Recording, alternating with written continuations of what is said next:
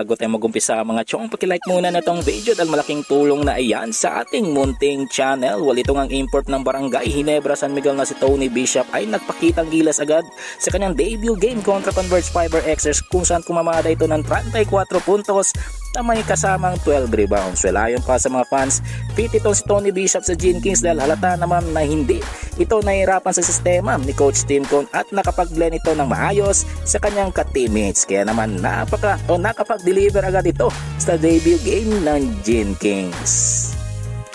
Ibang balita, punta naman tayo sa kupunan ni Coach Aldin Ayo na Converge Fiber Xers na tatlong magkasunod na talo na ngayong import-laden conference, pero mukhang tumutugma ito sa plano ng kupunan. Ayon pa sa sarit-sarit komento ng mga fans ng PBA, mukhang sinasadya raw ng Converge na magpatalo ngayong conference dahil plano raw neto na magtanking tulad ng ginagawa ng mga farm teams, kaya naman mga quality picks, especially ang number 1 pick na pupunta sa kanila. So baka ito na ang pagkakataon ng Converge na makuha si Justin Baltasar. Panguli sa ating balita mga chong, patungkol naman sa import na Magnolia Chicken Templados na si Tyler Bay na sobrang ganda ng performance ngayong Commissioner's Cup. Kaya naman tumpak ang sinasabi ng mga insiders noon na sadyang magaling talaga ang nasabing import. Pero ayon naman kay Coach Ito Victolero, seryoso at focus ito si Bay sa kanyang assignment bilang import at napaka-humble din ito kaya hindi mahirap pakisamahan sa loob at labas ng court. Kaya naman successful din ito sa kanyang role ngayong conference. Mga chong, nandito na lang ang ating balitang PBA at syempre